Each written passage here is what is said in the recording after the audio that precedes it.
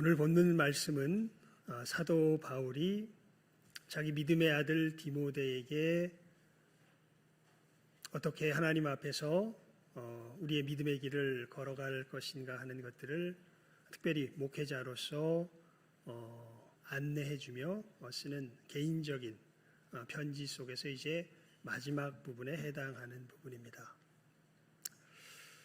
6장이 디모데전서 마지막 장이죠. 그래서 거의 마지막 부분에 이제 충고해주는 그 충고의 이야기 가운데 나오는 것이 오늘 말씀인데, 거기서 우리가 11절부터 읽었지만 사실 이 이야기 자체를 우리가 조금 이해하려면은 8절부터 보는 것이 좋습니다.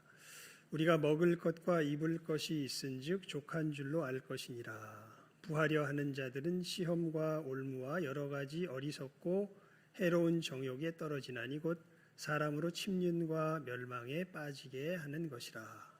돈을 사랑함이 일만 악의 뿌리가 되나니 이것을 사모하는 자들이 미혹을 받아 믿음에서 떠나 많은 근심으로써 자기를 찔렀도다.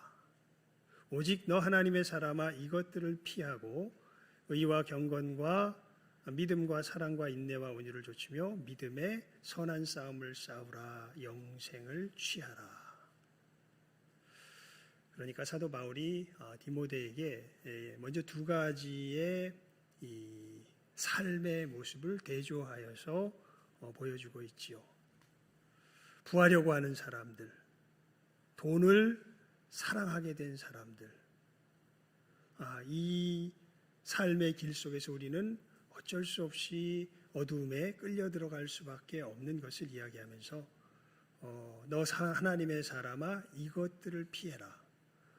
그러면서 의와 경건과 믿음과 사랑과 인내와 온유를 좇으며 믿음의 선한 싸움을 싸워라. 그래서 이 모든 것을 통틀어서 영생을 취하라. 이렇게 이야기하고 있는 것이죠. 이 이야기를 하는 중에 이제 이 영생의 삶을 너를 통하여서 하나님께서 사람들에게 전하여 주고 증거하기 위해서 너를 불렀으니까 만물을 살게 하신 하나님 앞과 본디오 빌라도를 향하여 선한 증거로 증거하신 그리스도 예수 앞에서 내가 너를 명하노니, 즉 이 길을 정말 우리들의 모든 믿음의 사람들의 진정한 본이 되신 그분 예수님께서 걸어가신 그 본된 걸음 앞에 내가 명하노니 이 명령을 지켜라 라고 이제 이야기한 것이 우리가 읽었던 본문의 말씀이죠. 그러면서 이것들을 피하고 영생을 취한 그 삶의 걸음을 예수님께서 걸어가셨다는 그 예수님의 걸음의 모습을 어떻게 사도 바울이 우리들에게 소개해 주냐 하면 본디오 빌라도를 향하여 어떻게 해요? 선한 증거로 증거하신 이 표현으로서 우리들에게 이야기해 줍니다. 이게 참 곰곰이 생각해 보면 이게 쉽게 우리가 와닿는 마음으로 이게 무슨 얘기를 하시는 것일까? 쉽게 와닿기 쉽지 않은 부분이 사실은 이 내용이기도 합니다. 왜냐하면 여러분 우리가 이 요한복음을 특별히 살펴보면 본디오 빌라도가 예수님을 십자가에 못 박아 죽이는 그 일을 행할 때에 얼마나 고통스러워해야 했는가 하는 것을 아주 여실히 아주 생생하게 보여주는 것이 요한복음의 말씀에 보면 나옵니다. 그러니까 여러분 이 한마디로 말해서 본디오 빌라도는 예수님을 죽이기를 원치 않았습니다. 그것이 잘된 일이라고 생각하지 않았습니다. 그런데 어쩔 수 없이 몰려서 죽이게 됩니다. 근데 우리의 신앙 고백도 그렇고 지금 우리가 읽었던 본문 말씀도 그렇고요. 우리 13절 말씀 우리 함께 다시 읽어볼까요? 13절 말씀 함께 다시 읽습니다. 시작. 만물을 살게 하신 하나님 앞과 본디오 빌라도를 향하여 선한 증거로 증거하신 그리스도 예수 앞에서 내가 너를 명하노니. 진짜 죄에 물든 모습, 악한 모습은 여러분 예수님을 적극적으로 죽이려고 했던 사람들은 유대인들을, 특별히 유대인들 중에서 유대 지도자들이 예수님을 적극적으로 죽이려고 했고, 나중에는 사실은 자기들의 기대에 부합하지 않기 때문에 이스라엘 많은 사람들도 저런 것이 메시아라면은 저런 메시아는 우리 필요 없다고 예수님을 십자가에 못 박아 죽이라고 수많은 이스라엘 백성들도 이야기하면서 그렇게 이야기하죠. 그 피를 누가 담당하겠다. 우리와 우리 자손이 담당하겠다. 이런 이야기를 본디오 빌라도 앞에서 스스럼 없이 이야기하는 사람들이 바로 예수님께서 십자가에 죽으실 때의 이스라엘 백성들의 모습입니다. 그러니까 예수님을 십자가에 적극적으로 죽이려고 했던 사람들은 본디오 빌라도가 아니라 누굽니까? 유대인들이죠. 그런데 우리가 읽었던 오늘 말씀도 그렇고 우리가 하는 신앙 고백도 그렇고 예수님께서 우리 신앙 고백이 아주 그냥 명백하게 나오죠. 유대 종교 지도자들과 유대인들에게 고난을 받으사 십자가에 못 박혀 죽으시고 이렇게 고백하지 않습니다. 누구에게 고난을 받으사? 본디오 빌라도에게 고난을 받으사 십자가에 못 박혀 죽으시고. 그러니까 진짜 악의 모습은, 진짜 죄의 모습은, 그러니까 죄라는 것을, 성경이 말하는 죄라는 것을 우리가 깨달아 알려고 하면 이 진짜 죄의 모습, 악의 모습은 누구에게서 가장 잘 나타나는 것임을 이야기하는 것이냐면 오히려 유대 종교 지도자들보다 누구 안에서요?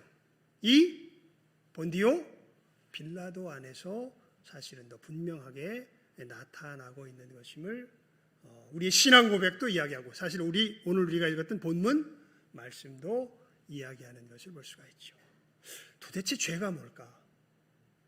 우리가 하나님 앞에 하나님의 진노를 받아 마땅한 그 죄의 죄됨이 도대체 어떤 것일까? 그 죄가 도대체 무엇이기에 성경은, 아니 우리의 신앙 고백은 성경의 가르침을 요약한 우리의 신앙 고백, 그리고 우리가 오늘 본문에서 본 바와 같이 성경은 왜 악의 이 죄의 죄된 모습의 가장 본질적인 모습으로서 본디오 빌라도를 이야기하는 것일까? 우리가 본디오 빌라도를 좀 자세히 살펴볼 필요가 있습니다. 그런 의미에서 여러분, 본디오 빌라도가 이 예수님의 이제 사건을 담당하게 될 때는 사실은 어떠한 상황 속에서 되냐면 유대인들의 고발 속에서 됩니다. 그리고 마태복음에 보면 그렇게 나와요. 유대인들이 예수님을 고발한 건 시기심 때문에 그렇다. 본디오 빌라도가 이들이 시기심 때문에 예수님을 고발했다라는 것을 압니다. 즉 이스라엘의 수많은 사람들이 진짜 하나님을 참되게 섬기는 사람으로 유대 종교 지도자들을 생각하는 것이 아니라 누구를 생각하고 있습니까? 예수님을 생각하고 있습니다. 그런데 그 사람이 하는 이야기 자체가 지금 자기들이 걸어온 어떤 종교적인 기반을 뿌리채 흔들어 놓는 그런 이야기를 하는 거예요. 그래서 이 사람이 있다가는 우리는 통째로 망하겠다, 이런 생각이 들어서 사실은 예수님을 고발하고 예수님을 기어이 죽여야 하는 어떤 그런 상황으로 내어 몰린 것이 바로 유대 종교 지도자들의 모습인 것을 우리가 성경을 보면 알 수 있습니다. 그래서 이 사람들이 예수님을 이렇게 꼬투리 잡죠. 일단 이 예수님을 죽이려면요, 죽여도 그냥 죽이면 안 됩니다. 이 본디오 빌라도가 우리 성경에서 보게 되면, 야, 이거 내가 보니까 이게 무슨 뭐 우리 로마법하고 상관된 것보다 니들 그 자체 내 종교법하고 상관된 것 같은데 니들끼리 니들 손으로 알아서 처리해. 니들이 생각하기에 이거 뭐 이상한 그 하나님을 모욕하는 이상한 놈이라면 니들 법대로 처리해. 내가 허락해 줄게. 여러분, 하나님을 모독하고 하나님의 이름을 더럽혔던 사람들은 다 뭘로 쳐서 죽이게 되어 있냐면, 성경에 보면 뭘로 쳐서 죽이게 되어 있습니까? 돌로 쳐서 죽이게 되어 있습니다. 근데 이스라엘 역사가 말해주는 게 뭐냐면, 다 진정한 선지자들이 다 누구에게 돌로 쳐서 죽임을 당하냐면 이 가짜 하나님을 정말 섬기지 못하고 그 시대의 기득권을 가지고 있는 그 사람들의 손에 의해서 돌로 쳐서 죽임을 받습니다. 그래서 만약에 예수님께서 돌로 쳐 죽임을 받으면요, 이 사건이 무마되는 것이 아니라 더 커져버립니다. 그래서 이 유대 이 종교 지도자들이 예수님을 반드시 어디에서 죽이길 원하냐 하면 십자가에서 달아 죽이길 원해요. 왜 그러냐 하면 신명기 말씀에 나와 있습니다. 나무에 달려 죽은 자마다 하나님께 저주를 받은 자다. 그러니까 유대인들은 다 알아요. 만약 누가 나무에 달려 죽었다, 그러면 이 사람은 누구의 저주를 받아 죽은 사람이다. 하나님의 저주. 이건 뭐 두 말할 필요가 없어요. 신명기 말씀에 나와 있습니다. 그러니까 예수님께서 십자가에 달려 죽으시면, 그래서 여러분 제가 그 부분을 굉장히 강조했었죠. 십자가에서 중요한 건 모양이 아니라 뭐라고요? 재질이라고. 그래서 이 베드로전서 2장 24절에 보면 예수님이 십자가에 달렸다고 표현하지 않고 예수님께서 어디에 달렸다고 표현하냐면 나무에 달렸다고 표현합니다. 나무에. 왜냐하면 나무에 달린 자마다 다 누구에게 저주를 받은 자들이에요? 하나님께 저주를 받은 자들이에요. 우리가 여호수아서를 읽어보게 되면요, 여호수아가 가나안 정복 전쟁을 하면서 수많은 가나안 왕들을 죽인 다음에 하나님의 법을 어그러뜨리며 이 땅을 이 하나님의 뜻에 어그러지는 땅으로 만들어버린 그 왕들을 죽인 다음에 하나 예외 없이 다 어디에 달았다고 되어 있냐면 나무 위에 달았다고 되어 있습니다. 즉 이 가나안 왕들은 다 누구의 저주를 받아 죽은 자들이다? 하나님의 저주를 받아 죽은 자들이다. 이것을 뭐가 증명해줘요? 나무에 달렸다는 것이 증명해줘요. 그래서 유대인들이 예수님을 기어이 십자가 위에 죽이려고 했던 가장 큰 이유가 사실은 거기 있습니다. 그러면 유대인들은 유대에 있었던 예수로 말미암아 일어났던 그 소요가 이제 잠잠해질 수 있는 굉장히 좋은 근거가 되는 거죠. 저 인간 뭐 기적도 행하고 수많은 일도 행한 것처럼 보이지만 결국 누구의 저주를 받아 죽은 사람이야? 하나님의 저주를 받아 죽은 사람이야. 하나님께서 죄인을 저주하시겠냐? 의인을 저주하시겠냐? 죄인을 저주하시겠지. 그러니까 저 인간은 하나님의 사람이 아니라 하나님 앞에 뭐야? 죄인이야 라는 것을 뭐가 제일 잘 증명해 주겠습니까? 예수님이 어디에 달려 죽는 것이, 나무에 달려 죽는 것이 제일 잘 증명해 주죠. 그래서 예수님을 반역죄로 몰아갑니다. 그래서 여러분 이 예수님을 결국 유대인들이 이 누굽니까? 이 본디오 빌라도 앞에 예수님을 이렇게 고소할 때에 이 사람이 자기 누구라고 이야기를 하냐면 유대인의 뭐다? 왕이다. 그래서 여러분 나중에 본디오 빌라도가 예수님을 십자가에 못 박을 때도 이 명패 위에 뭐라고 써놓습니까? 히브리 말, 헬라 말, 로마 말 세 가지 말로 다 해가지고 뭐라고 써놔요? 유대인의 왕. 그러니까 이 오히려 유대 종교 지도자들이 야 그거 그렇게 쓰지 말고 자칭 유대인의 왕이라고 바꿔주셨는데 나는 내가 쓸 것을 썼다 이러면서 사실 본디오 빌라도가 그것을 바꾸지 않죠. 유대인들이 뭐로 고소한다고요? 예수님을 유대인의 왕으로. 즉 유대인의 왕이라는 얘기는 누구에 맞서 있는 존재라는 거예요. 가이사. 황제에게, 로마 황제에게 맞서 있는 존재라는 것을 죄목으로 하여서 이 본디오 빌라도에게, 그러니까 이 사람 로마 황제에게 반역한 사람이기 때문에 죽여야 한다라고 이 죄를 고소하는 것을 보게 됩니다. 그러면서 여러분 그 부분은요, 이 요한복음 18장, 19장 부분들을 한번 자세히 한번 읽어보시면 참 도움이 많이 될 겁니다. 우리가 이 시간에 읽을 수는 없죠. 그냥 간략하게 소개를 하면요. 물론 뭐 마태복음과 이런 곳에서도 이 부분에 대한 요한복음에서 하지 않는 설명들이 나오긴 합니다. 특히 이 본디오 빌라도의 아내가 되게 영험한 사람이에요. 보면은 어떤 미래를 보고 어떤 무당 같은 사람이었던 것 같아요. 영험한 사람입니다. 그래서 본디오 빌라도에게 그런 경고도 해요. 내가 밤에 꿈을 꾸면서 저 의인을 인하여서 굉장히 고생하였다. 절대 저 사람 함부로 건드리지 마라. 이렇게 누구에게 부탁하냐 하면 본디오 빌라도에게 부탁을 합니다. 그래서 본디오 빌라도가 유대인의 반역자로서 로마 이 황제에 반역하는 반역자로서 예수를 고소해 왔는데 예수님을 하나하나 차근차근 신문해 봐요. 그래서 단도직입적으로 물어보죠. 네가 유대인의 왕이냐? 그러니까 예수님께서 말씀하세요. 네가 말한 것처럼 내가 왕이다. 하지만 내 나라는 여기에 속한 것이 아니다. 내 나라는 진리에 속한 것이다. 이렇게 뭐라 그럴까요? 종교적인 이야기를 예수님께서 하시는 것을 본디오 빌라도가 들으면서 이거는 저 유대인들이 고발한 것처럼 진짜 반역을 저지르기 위해서 이 사람이 일을 했던 것이 아니라는 것을 그 신문을 통해서 본디오 빌라도가 자기 양심으로 압니다. 그래가지고 사람들에게 나가서 이 사람은 죄가 있다 없다? 없다. 이 사람을 내가 내어보내겠다. 너희들 만약에 마음에 안 들면 내가 때려서 그런 일 못하도록 그런 정도의 훈방 조치만 해서 보내지 이 사람은 죽여야 될 사람이 아니다라고 해서 유대인들에게 계속해서 이 사람을 살려보낼 것을 이야기를 하는데, 그래서 예수님께서 분봉왕 그 헤롯에게 이 영역에 속해 있다는 걸 알고 자기가 이것을 재판하지 않으려고 누구에게 또 보냅니까?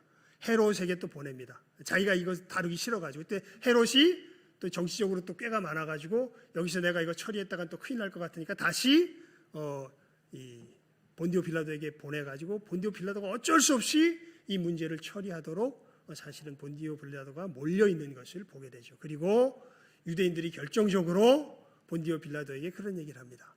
만약 당신이 이 사람을 반역자로 처벌하지 않으면 가이사의 뭐가 아니다? 충신이 아니다. 그러니까 그때서야 본디오 빌라도가 어쩔 수 없이 자기의 손을 세숫대야에서 씻으면서 나는 이 사람의 피와 뭐가 없다? 상관이 없다라고 사람들 앞에서 쇼를 하죠. 퍼포먼스를 하면서 그러니까 이스라엘 백성들이 이야기합니다. 아, 그렇다. 그 사람의 피와 그 사람에 대한 모든 책임은 우리와 우리 자손이 질 테니까 그 사람은 로마의 반역자요, 이 하나님 나라의 진정한 죄인이니까 저 사람을 십자가에 못 박아 죽여라라고 유대인들이 이야기를 하고 본디오 빌라도는 어쩔 수 없이 예수님 어떻게 해요? 그 사람들 앞으로 내어놓죠. 왜냐하면 까딱 잘못하면 반란이 일어나고 까딱 잘못하면 자기 정치적 생명이 여기서 끝나게 생기기 때문에, 제가 이 당시 이 본디오 빌라도의 어떤 그 행적을 이렇게 쭉 조사해 보니까요, 본디오 빌라도가 정치적으로 되게 그 쉽지 않은 상황에 있었던 것은 분명했던 것 같습니다. 왜냐하면 AD 37년인가 9년 정도 돼서 그러니까 예수님을 십자가에 못 박아 죽은 지 몇 년 후에 로마로 압송되어서 어떤 처벌 비슷한 것을 받는 것을 로마 기록에 보면은 본디오 빌라도가 그런 일을 당하게 되는 것을 보여줍니다. 그러니까 본디오 빌라도의 어떤 정치적인 입지가 굉장히 위태위태한 어떻게 보면 상황 속에서 그러니까 유대 지방에 와 있다는 것 자체가 사실은 이게 로마에서 좀 밉보였을 상황이 커요. 왜냐하면 로마 제국에서 다스리는 모든 나라 중에 제일 골치 아픈 나라가 어느 나라냐면 그가 유대 민족입니다. 예전에 제가 그 이스라엘에서 만든 어떤 그 마사다 전투를 이끌었던 그 지도자의 마사다 전투와 더불어서 그 지도자의 일대기를 닮은 이스라엘 드라마를 본 적이 있는데요. 거기 보니까 이제 황제가 연극을 보는데 그 로마 정치 분위기를 이렇게 쭉 그 드라마 속에서 이야기 준데 보니까 제일 골치 아픈 민족이 유대인들이야. 유대인들 하면 고개를 절레절레 졌습니다. 근데 그 가장 골치 아픈 곳에 누구를 보내놓은 거예요? 본디오 빌라도를 보내놓은 거예요. 그러니까 여러분, 본디오 빌라도가 여기는 우리 그냥 성경을 찾아보는 게 좋을 것 같습니다. 요한복음입니다. 요한복음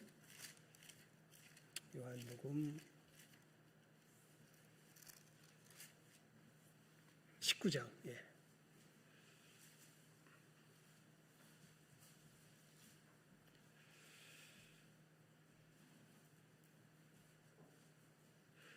우리 4절부터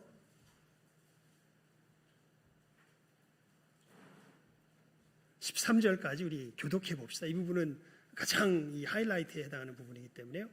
요한복음 19장 4절부터 13절까지 교독해 보도록 하겠습니다. 요한복음 19장 4절부터 13절까지의 말씀입니다.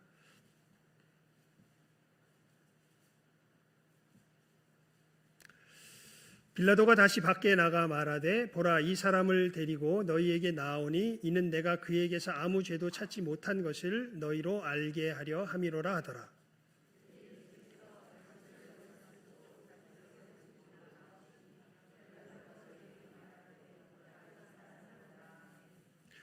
대제사장들과 하속들이 예수를 보고 소리질러 가로되 십자가에 못 박게 하소서, 십자가에 못 박게 하소서 하는지라. 빌라도가 가로되 너희가 친히 데려다가 십자가에 못 박으라. 나는 그에게서 죄를 찾지 못하노라.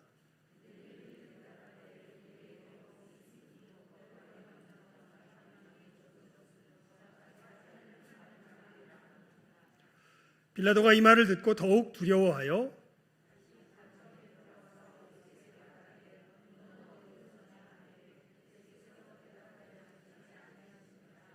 빌라도가 가로되 내게 말하지 아니하느냐 내가 너를 놓을 권세도 있고 십자가에 못 박을 권세도 있는 줄 알지 못하느냐.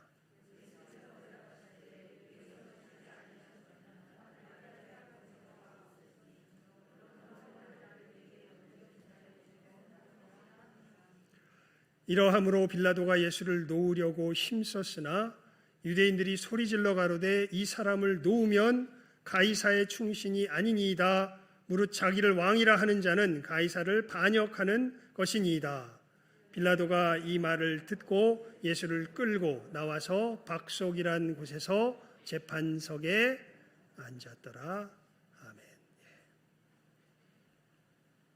그러니까 여러분, 빌라도는 예수님을 놓기를 원했는데 놓을 수가 없었던 거예요. 왜 놓을 수가 없었냐면 놓았다가 누가 죽어요? 자기가 죽어요. 자, 이제 여기에 진짜 문제가 있습니다. 예수님께서 우리 10절과 11절, 19장 10절과 11절 한번 다시 한번 읽어볼까요? 시작하면 읽습니다. 시작. 빌라도가 가로되 내게 말하지 아니하느냐 내가 너를 놓을 권세도 있고 십자가에 못 박을 권세도 있는 줄 알지 못하느냐.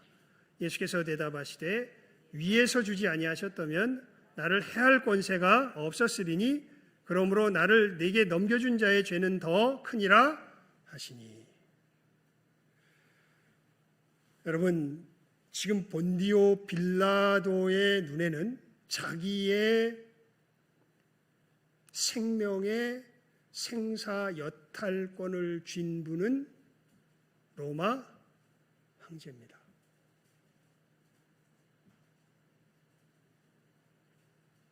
근데 예수님은 뭐라 그러시냐면 아니 너의 생사 여탈권을 쥔 분은 누구셔요?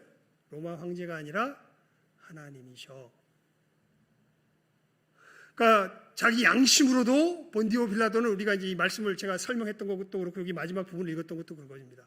자기 양심으로도 이 사람을 죽이는 것은 옳은 일이다, 틀린 일이다. 틀린 일이라는 걸 무엇으로도 알아요. 자기 양심으로도 알아요. 그런데 이 양심으로 무엇이 옳고 그른지 양심으로 아는데 그래도 내가 살 길은 누구를 죽이는 길이다. 예수를 죽이는 길이다로 결론을 낼 수밖에 없습니다. 왜요? 내 생사 여탈권을 누가 쥐고 있기 때문에. 로마 황제가 쥐고 있기 때문에. 그렇게밖에 보이지가 않습니다. 근데 거기다 대고 예수님 말씀하세요. 아니, 네 생사 여탈권을 쥐고 있는 분은 누구셔? 로마 황제가 아니라 누구셔? 그 얘기를 누가 하고 앉아있어요? 지금 엄청 얻어 터지고 쥐어 맞고 하나님의 아들이라고 뭐 조롱 받고 가시 면류관 쓰고 이제 곧 십자가에 죽을 저 인간이 아니 내 양심은 괴롭게 하면서 아니 네 생사 여탈권을 쥐고 있는 분은 누가 아니라 누구셔? 로마 황제가 아니라 사실은 예수님께서 말씀하신 걸로 하면은 좀 더 깊이 나야 나. 근데 그 나가 어떤 나예요? 지금 빌라도 앞에서 조롱받고 있고 이 사람들 앞에서 조롱받고 있고 고난받고 있고 이 내가 진짜 너의 생사 여탈권을 쥐고 있는 자야. 그분은 하나님이셔. 일단 가장 우리가 이해하기 쉬운 말로서 표현하면. 근데 여러분 본디오 빌라도는 그 예수님의 증언을 받아들일 수 있습니까? 없습니까? 받아들일 수가 없습니다. 그러니까 그냥 제가 그래서 이런 식으로 표현했어요. 여러분, 우리의 죄가 뭘까요? 죄. 헤어나올 수 없는 교만입니다. 그러니까 내 살 길이 어떻게 열려? 여기에 대해서 하나님이 아무리 우리 양심 속에 말씀하셔도 내 생각에 한번 확 사로잡히면 이 생각에서 헤어나올 수 있습니까? 없습니까? 못 헤어나옵니다. 누구처럼? 아무리 내 양심에 이것이 잘못된 것임을 정말 모든 것을 통하여서 하나님이 직접 내 앞에 계셔서 알려주심에도 불구하고 그래도 내 살 길은 무엇이 아니라 무엇이에요? 하나님이 아니라 바로 이 로마 황제의 뒤를 따라가는 것이 내 살 길이지.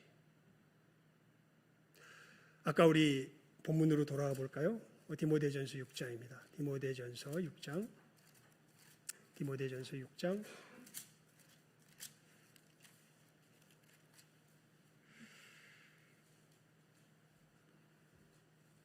우리 9절과 10절 함께 읽어볼까요? 시작하면 읽습니다. 디모데전서 6장 9절과 10절입니다. 시작. 부하려 하는 자들은 시험과 올무와 여러 가지 어리석고 해로운 정욕에 떨어지나니 곧 사람으로 침륜과 멸망에 빠지게 하는 것이라.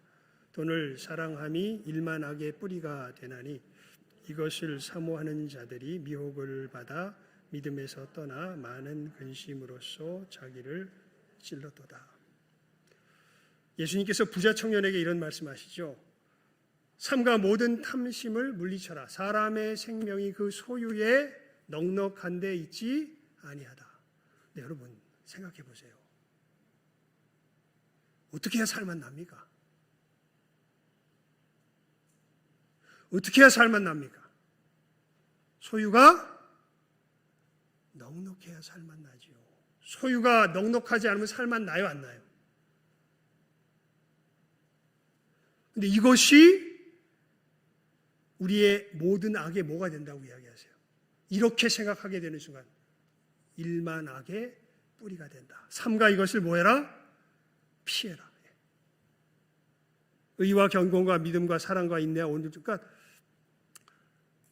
아주 이 원초적으로 들어가게 되는 부분들인데요. 여러분 정말 내게 살 길을 열어주는 것이 무엇일까요? 이 길을 제시하는 그 등대가 내게 누굴까요? 그분이 하나님이십니까? 아니면 내 정욕입니까? 자기 정욕에 사로잡힌 사람들은 반드시 자기 정욕이 신격화된 우상이 나와요. 그래서 여러분 10계명의 제일 첫 계명이 뭐예요? 너는 나 외에는 다른 신들을 내게 있게 말지니라. 네, 우리 정욕에, 그러니까 탐심에 사로잡히기 시작해서요, 소유의 넉넉함 속에서 우리 존재의 이유를 찾기 시작하면 우리는 반드시 우리가 가장 소중하게 여기는 것을 우리들에게 줄 것으로 상정되는 어떤 우상을 반드시 뭐 하게 되냐면 만들어 놓게 돼요. 그리고 그것은 누구와 늘 대척점에 서 있게 돼요. 하나님과 대척점에 서 있게 되고, 하나님께서 아무리 이렇게 본디오 빌라도에게 양심 가운데 말씀하셔도 그 말씀을 들어요, 못 들어요? 못 들어요. 그리고 누구를 쫓아갈 수밖에 없어요? 그 우상을 쫓아갈 수밖에 없어요. 누구처럼? 우리가 오늘 말씀해보는 누구처럼? 본디오 빌라도처럼. 본디오 빌라도의 우상은 누굽니까? 로마 황제죠. 절대 힘을 갖고 있는 존재는 본디오 빌라도에게 로마 황제입니다. 예수님이 아무리 뭐라 그래도 양심은 찔림을 받지만 진짜 내 삶을 좌우하는 유일한 권능을 가진, 진정한 권능을 가진 대상은 본디오 빌라도에게 누구예요? 순수하게 로마 황제예요. 예수님 말씀하시는 거죠. 본디오 빌라도 앞에서 선한 증거를 증거하신 예수 그리스도의 이름으로 명하노니, 아니다. 너의 진정한 생명의 생사 여탈권을 가지고 계신 분은 로마 황제가 아니라 누구다? 하나님이시다.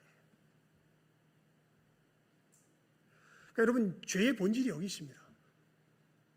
하나님이 말씀하시고 하나님이야말로 진정한 우리의 삶의 중심이 되시는데, 내 삶의 현장에 부딪히면은 어쩔 수 없이 우리는 하나님을 버리고 뭘 택할 수밖에 없어요? 이런 우상들을 택하며 나아갈 수밖에 없는 것이 바로 우리들의 모습입니다. 이것을 그냥 제가 어떻게 표현할까 하다가 헤어나올 수 없는 교만함, 이렇게 표현했어요. 그렇게밖에 생각이 안 돼요. 여러분, 어떤 사람, 제가 장인어른 우리 친구 장로님 소개해드렸었잖아요. 그때 이야기했잖아요. 이분 공무원이었는데 교회가 개척교회였다가 이제 교회 건축을 하게 될 때 갑자기 하나님께서 그런 마음을 주시는 거예요. 다 바치자. 그래가지고 정말 월세로 바꾸면서까지 모든 재산을 다, 공무원이니까 여러분 공무원이면 목돈 못 만지잖아요. 그러면 지금 집 팔면 집 살 수 있어요, 없어요? 우리 일반적으로 집 못 사잖아요. 근데 이 멍청한 사람이 이게 하나님 그 성전 짓는 거 뭐 내 거 되는 것도 아닌데 모두의 하나님의 교회에 하나님께 바치는 건데 그거 짓겠다고 사실 자기 모든 재산을 다 팔아버립니다. 그랬더니 그 분이 그런 얘기를 해요. 장인어른께서 말씀하시니까 제가 알죠. 그렇게 하나님께 헌금하고 왔더니 이제 나는 망했구나 이런 생각이 드는 것이 아니라 이 모든 세상이 다 내 거구나 그런 생각이 들더랍니다. 뭐 집 있다는 건 아니죠. 예. 여러분 진짜 우리를 살게 하는 이 대상이 누구입니까?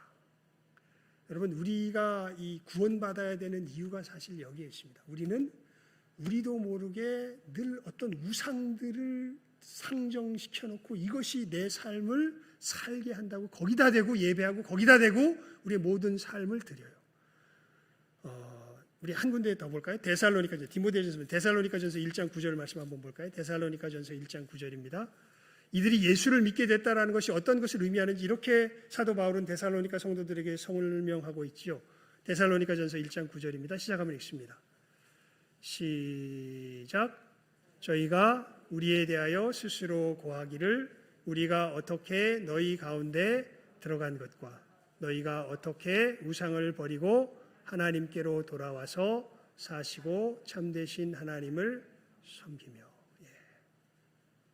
그러니까 여러분 우리 사도행전을 보게 되면 예수를 믿게 된 사람들이 아예 삶 자체가 변하는 너무나 두드러진 영역이 하나인데 그게 뭐냐면 유무상통하게 되는 부분들입니다. 신기해요.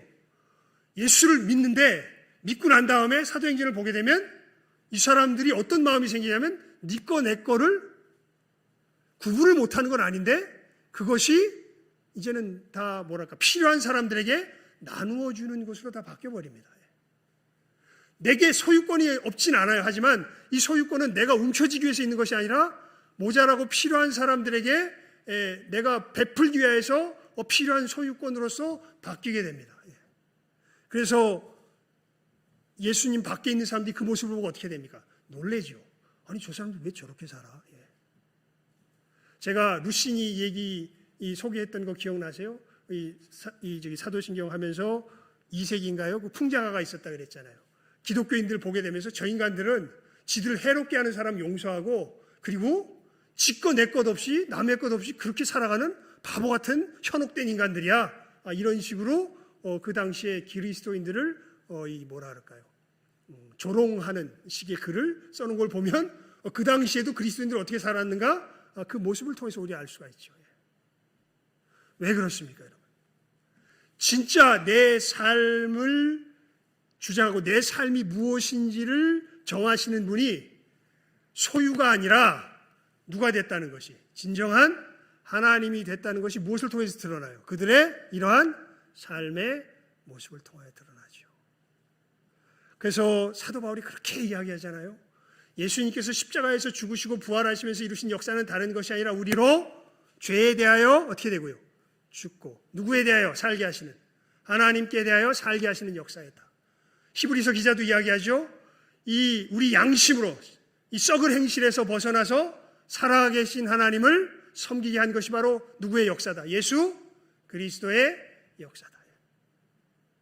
그러니까 여러분 예수님께서 이루신 그 구원의 역사, 우리를 죄에서 건지셨다라고 이야기할 때 그 죄의 참된 모습이 무엇입니까? 본질적인 모습이 무엇입니까? 다른 것 아니죠. 내 삶의 길이 어떠한 길인가에 대해 우리를 속에 아주 본질적인 교만함이 있습니다.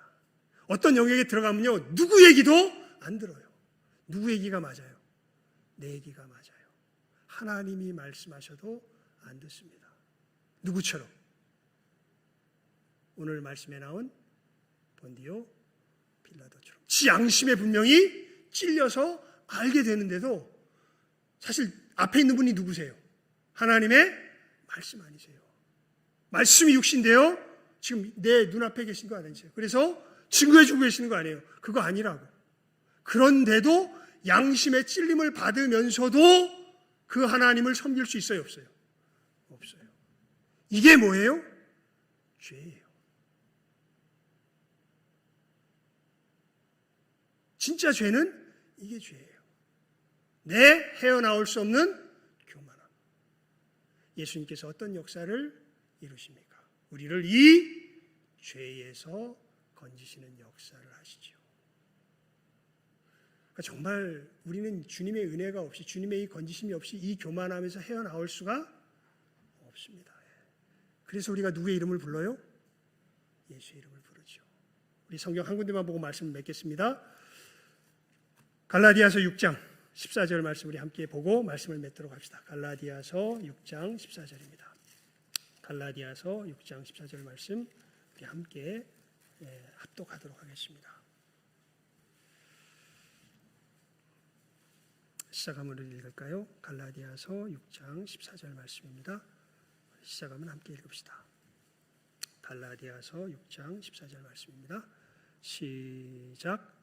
그러나 내게는 우리 주 예수 그리스도의 십자가 외에 결코 자랑할 것이 없으니 그리스도로 말미암아 세상이 나를 대하여 십자가에 못 박히고 내가 또한 세상을 대하여 그러하니라. 아멘. 예수님의 십자가만이 나를 이 세상 정욕에서 어떻게 하게 하고 못 박게 하고, 그리고 세상이 또한 나에 대하여 십자가에 못 박히게 하는 역사는 예수님의 뭐밖에 없다? 십자가밖에 없다라고 사도 바울이 고백하는 것이지요. 여러분, 우리의 죄를 분명하게 깨달아 알고, 그래서 우리 오늘 그렇게 인사했잖아요. 내가 누굽니다. 본디오 빌라도입니다. 이런 나를 주님께서 십자가에서 구원하셨습니다. 이 분명한 신앙 고백 가운데 우리의 죄악을 주님의 십자가의 은혜로 이기며 나아갈 줄 아는 이 시간 함께하는 우리 모든 귀한 영혼들 다 될 수 있기를 주님의 이름으로 축원을 드립니다. 기도하겠습니다. 하나님 아버지, 저희들이 이 시간 본디오 빌라도의 모습을 통하여서 무엇이 우리가 하나님의 진노에 합당한 이 죄된 모습인가 하는 것을 말씀을 통하여서 분명하게 살폈습니다. 어떤 특정한 잘못 이전에 우리들 속에 정말 헤어나올 수 없는 이 우리들의 교만함이야말로 하나님 앞에서의 우리의 죄의 본질된 모습인 것을 저희들 말씀을 통하여서 다시 한번 분명하게 바라보며 본디오 빌라도의 모습을 통하여서 다시 한번 확인합니다. 정말 사람이 거듭나지 않고서는 이 교만함 속에서 헤어나올 수 없는 것 압니다. 주여, 저희들 빈손 들고 십자가 앞에 나아가 십자가의 은혜를 구하며 십자가의 은혜로서 우리들의 이 교만함을 이기며 하나님 앞에 겸손히 하나님의 말씀을 붙들며 살아갈 줄 아는 진정한 생명의 걸음걸음들, 이 믿음 안에서 하나하나 누리며 나아갈 줄 아는 진정한 예수의 사람들, 주님의 은혜로 말미암아 거듭남을 알며 이 은혜를 누리며 이 은혜를 여러 사람들에게 증거할 줄 아는 우리 복된 사람들 다 되게 하여 주시기를 간절히 바라옵고 소원하오며 모든 것 예수님의 이름으로 기도드리옵나이다. 아멘.